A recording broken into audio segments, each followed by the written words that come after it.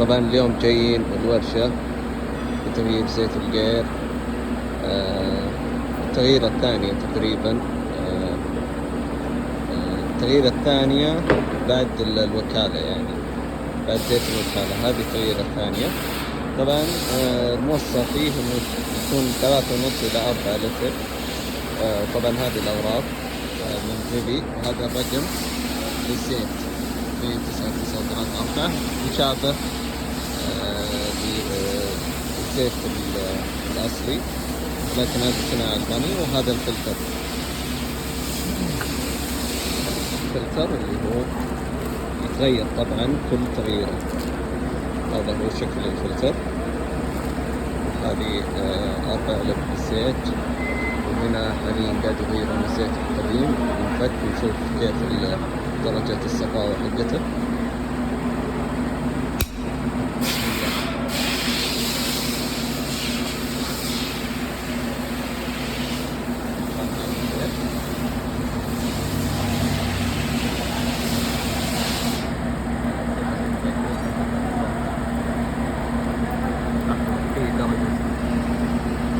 ما شاء الله لا زال احمر.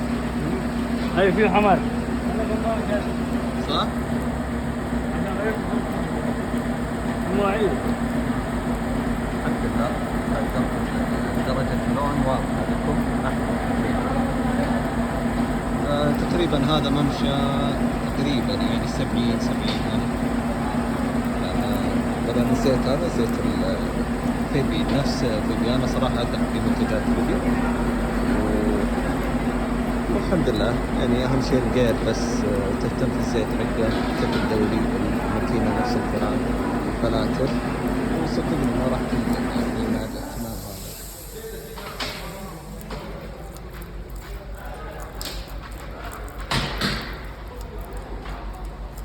ان شاء الله نوفيكم بعد تغيير او تركيب الزيت.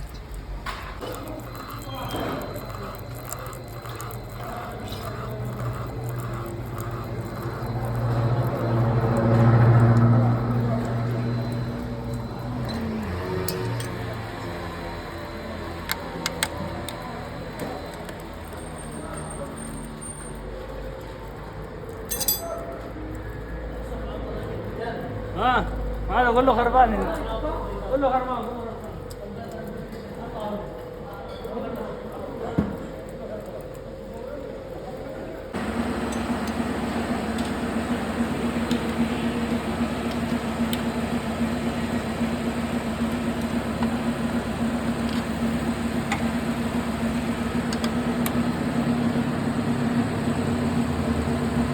وين احمد جمال مشي؟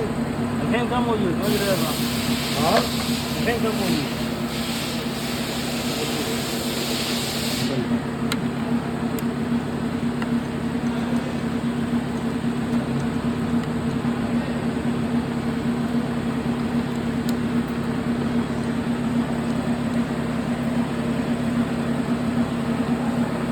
هذا طبعا فك الكارتر تبع الجير بوكس عشان يتنظف، ونشوف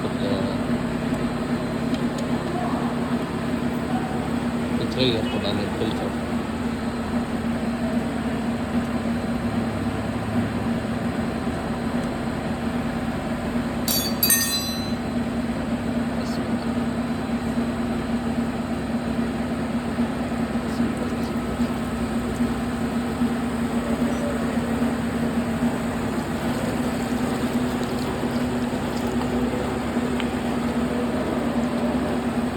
وريني الكارتر. الحمد لله ما في رواية. لا ما في أي شيء. الحمد لله ما في أي شيء. الغير بشكل دوري بتنظف.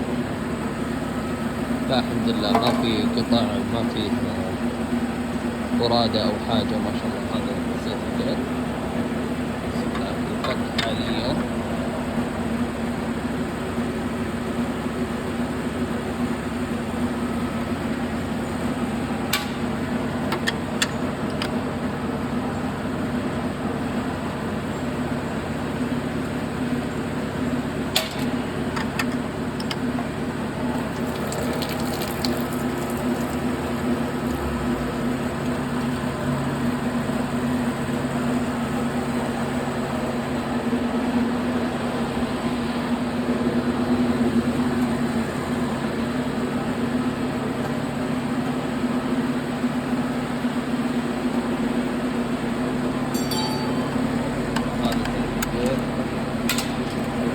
نظيف ما في يوصل.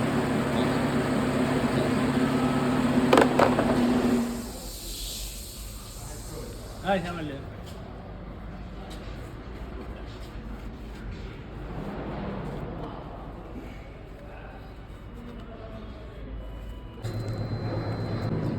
طبعا هذا زيت القير فيبي.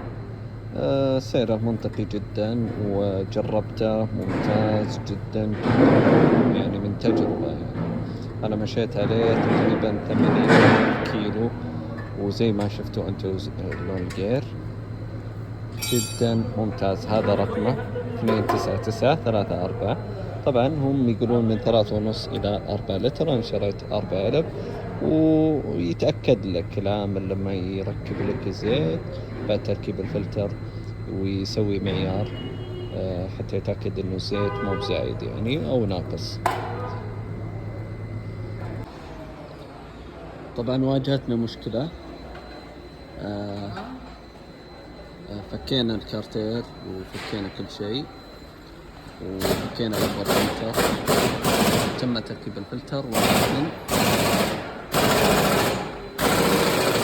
بعد فك الكارتير الجلد طلعت ناشفة متكسرة.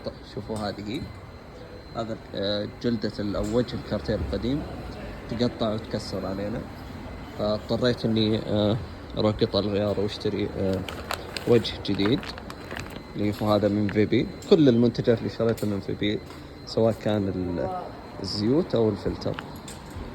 وهذه رقم القطعة يعني سعرها حول 80 سيريا. طبعا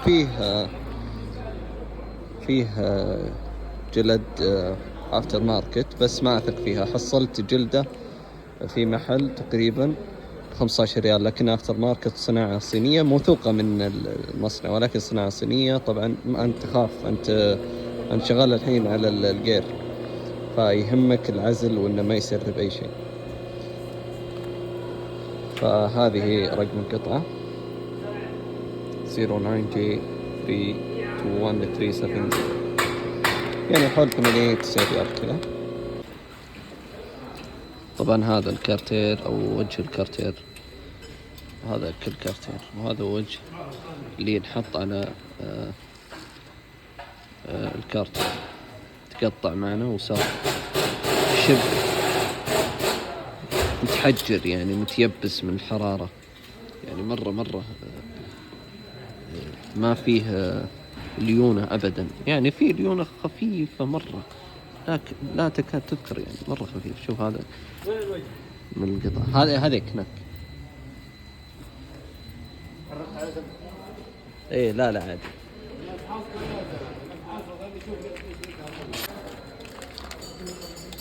طبعا حاليا راح نركب الوجه على الكارتير.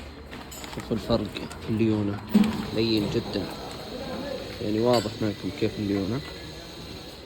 وهذا مهم جدا انه يكون اصلي ما يكون تقليد، بسبب انك انت تتعامل مع شيء مهم جدا في السيارة الا وهو الجير يعني. لكن شوفوا هنا يعني فرق شاسع جدا.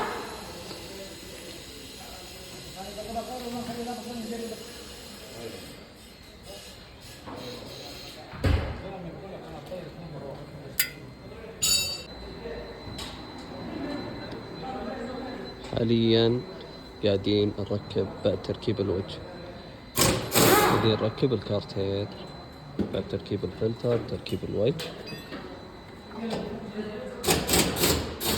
تشد لي شد ممتاز. ها ممتاز.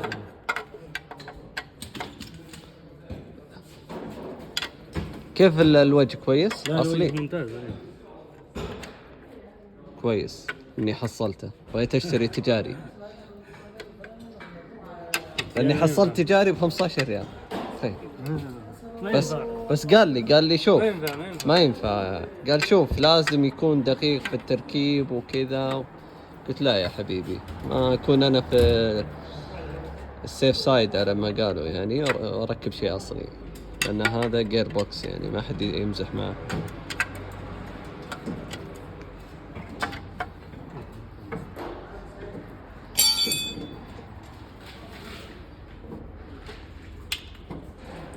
الحين باقي تعبئة الزيت. الحين نعبي الزيت.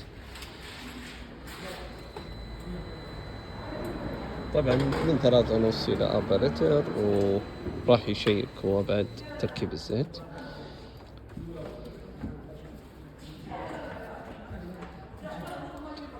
وأنا قد ركبت يعني عندهم قبل، فأثق في شغلهم يعني.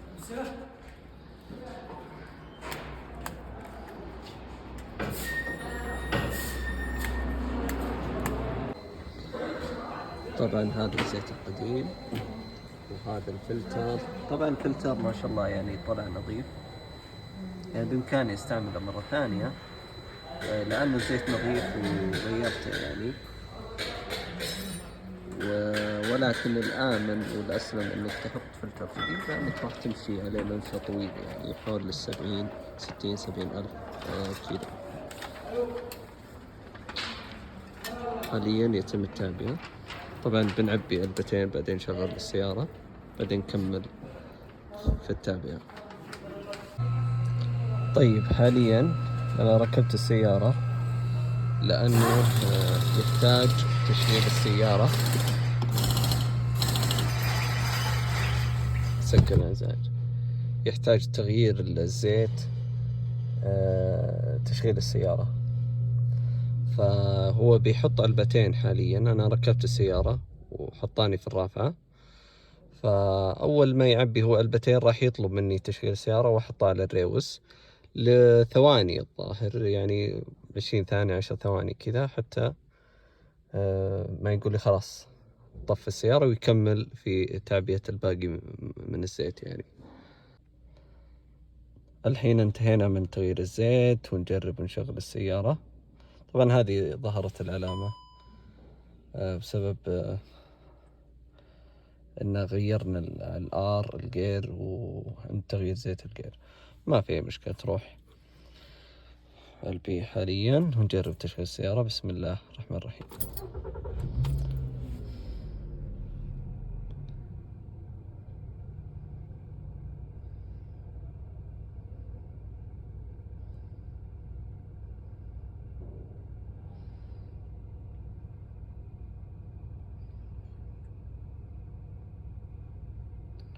طبعا فيه مشكلة ظهرت معي، اللي هي سالفة العلامات هذه ظهرت. تروح بالبرمجة، أو بعد مثلا ما يعني تمشي بالسيارة مسافة، وموضوع بسيط. أهم شيء بس تغيير الجير وتكون أوضاعنا في السليم. يعني حنا غيرنا الحين على 161 ألف، يعني تقريبا تقدر تقول كل تغييره 80 ألف. تكون أنت في السيف سايد، أمورك كويسة.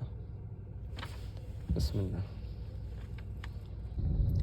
طبعا زي ما تلاحظون العلامات اللي كانت موجودة قبل تشغيل السيارة، قبل التحرك وليس تشغيل السيارة، كانت كثيرة. حاليا بعد ما مشينا تقريبا كذا 200 متر 300 متر على طول راحت الإشارات كلها. الحمد لله إلى الآن وضع كويس. طبعا هو لما غير الزيت، غير طبعا أكثر من 3.5، يعني تقدر تقول باقي 200 ملي كذا ما عباها.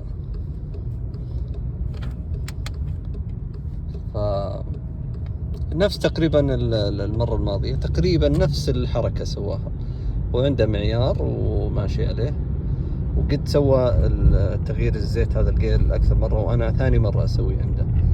فإلى الآن زي ما أنتم شايفين الوضع ما شاء الله تبارك الله وضع كويس. طبعا الزيت السابق كان طبيعي، ما في أي شيء ما شاء الله تبارك الله. صورت لكم، شفتوا الحمار باقي في حمار وسائل لزج، وما في أي برادة موجودة في الكارتير. اللهم ان اللي صار معي حتى الفلتر كان نظيف.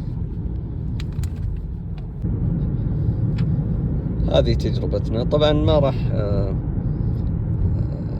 يعني امشي على السيارة بشكل قوي بعد تغيير الزيت، لان هذا ممكن انك انت لأن تغير عليه خواص الزيت القديم والجديد، فأنت تمشي عليه بشويش، يعني ما تحاول تتعدى مثلا 180.